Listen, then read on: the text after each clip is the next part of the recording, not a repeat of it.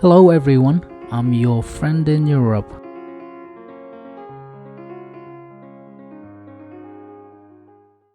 Hello there, doesn't the sky look beautiful? July and August, the skies in Britain are often bright, but today it seems to be particularly the case. I couldn't possibly stay at home with this perfect weather, so I just grabbed my bag and get out to go somewhere my footsteps leads me. Let's begin today's video, a walk guided by my footsteps. Here we go. We'll be heading to the east of London today. It's a cool place filled with many photo spots. Today's route lasts around 3 miles. Let me give you an introduction. Taking the Green District line to Monument Station to begin our journey. Passing the viewing platform Sky Garden, we'll have a look around the Tower of London and then cross Tower Bridge to the City Hall. Once we pass the 400-year-old Anchor Pub, you will be able to see William Shakespeare's Globe Theatre. Stood beside that is the modern art gallery Tate Modern. Finally taking one of London's must-do route, Millennium Bridge, to head towards St. Paul Cathedral. In the early hours of the 2nd September 1666, a fire began Pudding Lane situated in the east of London. For 4 entire days, the fire continued, burning down 13,200 houses and 87 churches in its path, including St. Paul's Cathedral. To mark this disaster, the monument was built in memory of the Great Fire in 1677. The column is located 62 meters west from the original starting place of the fire and stands at 62 meters high. Did you know that there is a free viewing platform in London? Indeed, this is the Sky Garden that opened to the public in 2015. It is free of charge spot to enjoy the scenery, so do not miss it. This is a view of the Sky Garden from across the river. You can imagine the view would be getting from up there seeing where I'm stood. You need free online booking to enter, so please keep an eye out for my upcoming video on booking advice including admissions to the Sky Garden. This is the pass that will guide you to the Tower of London. You'd believe just how blue the sky is today. It's often thought that the UK has terrible weather, however, it's been said that the sun is best here in Britain during the summer months. The site of merciless power and ruthless punishment, the Tower of London first came about as the White Tower in 1078.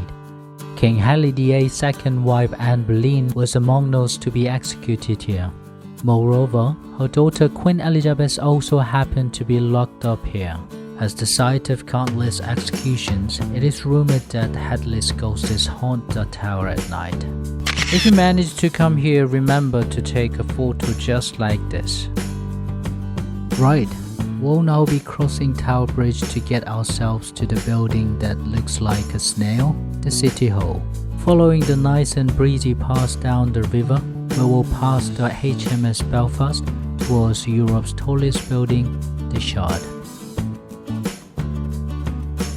Completed in 1894, one of London's most iconic tourist attractions, Tower Bridge, was the first of its kind as a combination of both bascule and suspension bridges. Despite having been constructed 126 years ago, the bridge acts as more than just a pretty sight and remains in full use, as you can see here.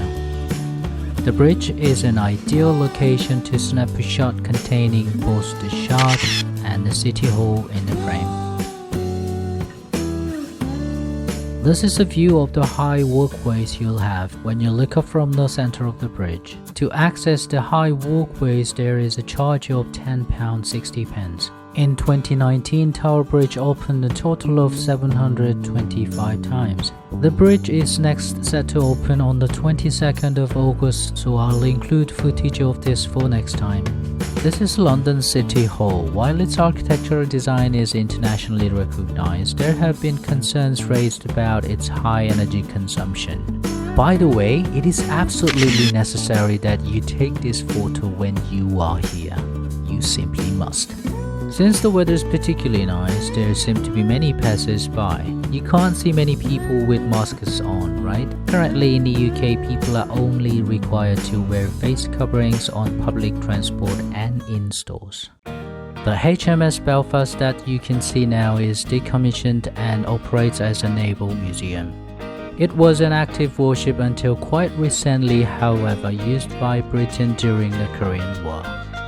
The scene in the movie about a boy where we watch Hugh Grant cross a bridge was taken here. It's not flamboyant by any means, but it holds a lot of history under its belt. The shot was designed by the renowned Italian architect Renzo Piano. At 310 meters high, it remains the tallest building in all Europe, with the 68th to 72nd floors being reserved as viewing platforms. Access to these viewing platforms cost an extortionate £34, but here is an example of what you'll see up there.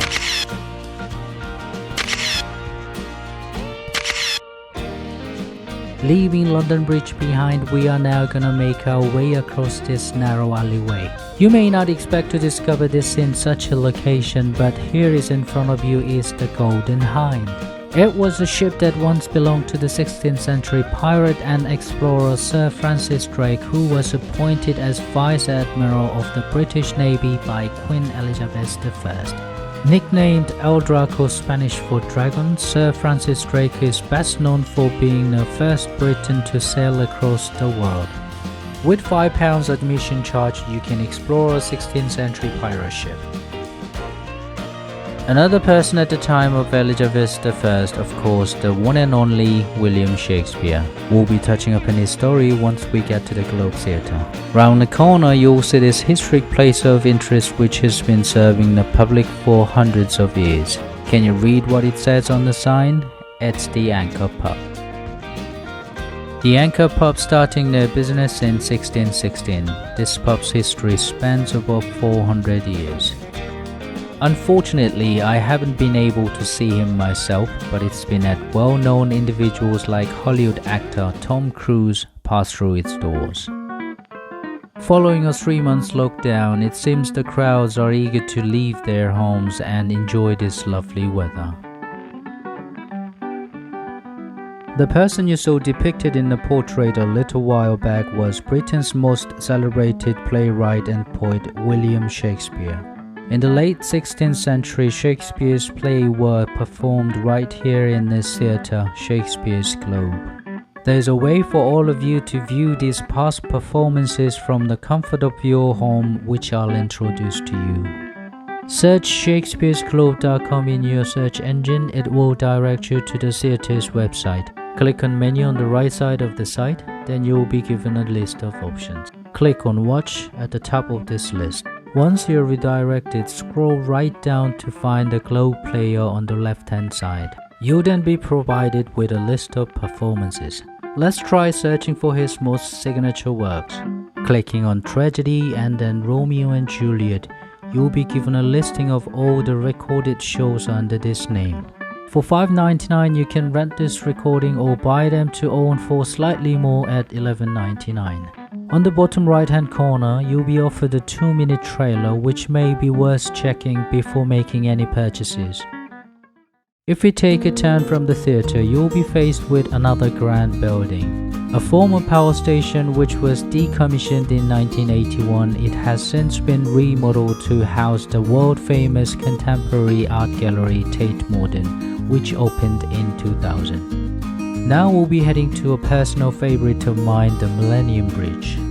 This wonderful bridge was designed by famous architect Norman Foster's practice Foster and Partner and completed in June 2000. However, as soon as the bridge opened to the public, it had to be shut just 4 days after due to concerns over excessive shaking. While this must have been a somewhat humiliating situation for the UK, they presented themselves to be a country prioritizing safety over pride in how they immediately dealt with the situation. So following 18 months of additional repairs and renovation, the bridge reopened in February 2002 as you see it now. Shall we walk together?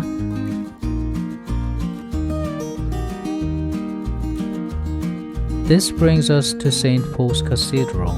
Originally built in the year 604, the cathedral had to be rebuilt after being damaged in the Great Fire of 1666. Under the architect Christopher Wren, the cathedral was rebuilt in 1697. Important figure state funerals have also been held here, such as that of Admiral Nelson, the Duke of Wellington, and Winston Churchill. Admission fees for adults cost £20, but this is discounted to £17 when booked in advance online.